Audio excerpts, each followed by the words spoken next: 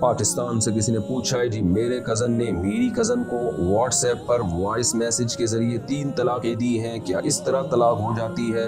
جی voice message کے ذریعے بھی طلاق ہو جاتی ہے، SMS کے ذریعے بھی طلاق ہو جاتی ہے۔ اگر 3 طلاقیں دے دی ہیں تو تینوں طلاقیں واقع ہو گئی ہیں۔ اگر رخصتی ہو چکی تھی، اگر میاں بیوی میں رخصتی نہیں ہوئی تھی تو پھر اگر یوں کہا کہ تمہیں 3 طلاقیں تو 3 ہو گئی، اگر یوں کہا طلاق طلاق طلاق تو پھر 1 ہوتی ہے۔ لیکن رخصتی اگر ہو چکی ہے، رخصتی کا مطلب تنہائی میں دونوں ٹائم گزار چکے ہیں، تو پھر 3 طلاقیں دینے سے 3 طلاقیں ہی ہوتی ہیں۔ اور میں بار بار کہتا ہوں یہ جو اہل حدیث حضرات نے یہ شوشہ چھوڑا ہوا ہے نا کہ 3 1 ہوتی ہے، اس کی کوئی شرعی دلیل موجود نہیں ہے۔ حضرت رکانہ کی حدیث جو پیش کی جاتی ہے کہ 3 1 نبی نے 3 کو 1 قرار دیا، وہ سند کے لحاظ سے بہت ہی لنگڑی لولی سند ہے، اس کی نہ سر ہے نہ پیر ہے، بہت ہی لنگڑی لولی سند ہے۔ تو اس سے استدلال کرتے ہوئے بھی انسان کو تھوڑی حیا آنی چاہیے کہ اتنی صحیح حدیثیں ہمارے پاس اور قرآنی آیات موجود ہیں، ان کے مقابلے میں آپ کس روایت سے استدلال کر رہے ہو؟ اور وہی رکانہ رضی اللہ عنہ والا واقعہ جو صحیح سند سے ثابت ہے، اس سے تو پتہ چلتا ہے کہ 3 3 ہوتی ہیں۔ تو ہمارے اہل حدیث وہ صحیح سند کو پیش نہیں کرتے اور لنگڑی لولی سند پیش کر دیتے ہیں، تو بڑی خیانتیں کرتے ہیں اس میں اہل حدیث حضرات۔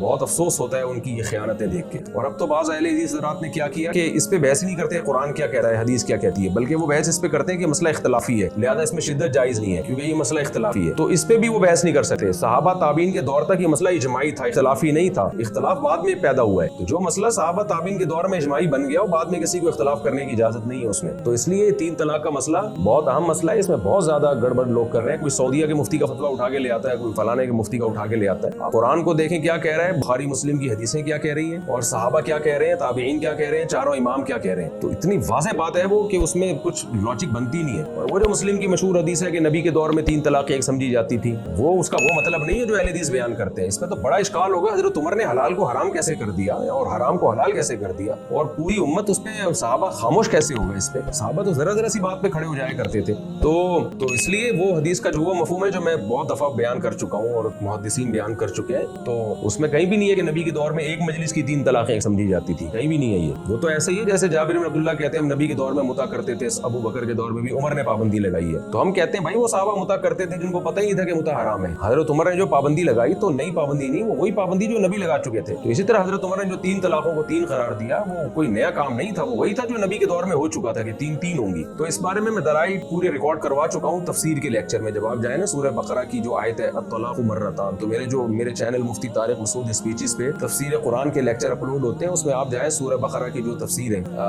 جب الطلاق مرتان فامساک بمعروف او تسریح باحسان، یہ والا رکوع جب آئے گا تو اس میں میں نے میرا خیال ہے 7 8 لیکچر ہے میرے اس پر طلاق ثلاث کے مسئلے پہ، تو اس میں میں نے پورے ریفرنسز حوالوں کے ساتھ اہل حدیث کی ایک بات کا 2 اور 2 4 کی طرح جواب دیا ہے، اور بتایا ہے کہ صحابہ اور تابعین اور چاروں اماموں کا جو مذہب ہے 3 طلاق کے بارے میں وہ کتنا کلیئر اور کتنی واضح آیات اور احادیث ہیں اس بارے میں۔ تو اس لیے اس میں کوئی بھی اہل حدیث سے فتویٰ لے کے بیوی کو حلال کر لے گا تو بیوی حلال نہیں ہوگی، خوب سمجھ لو، قیامت کے دن جواب دینا پڑے گا آپ کو۔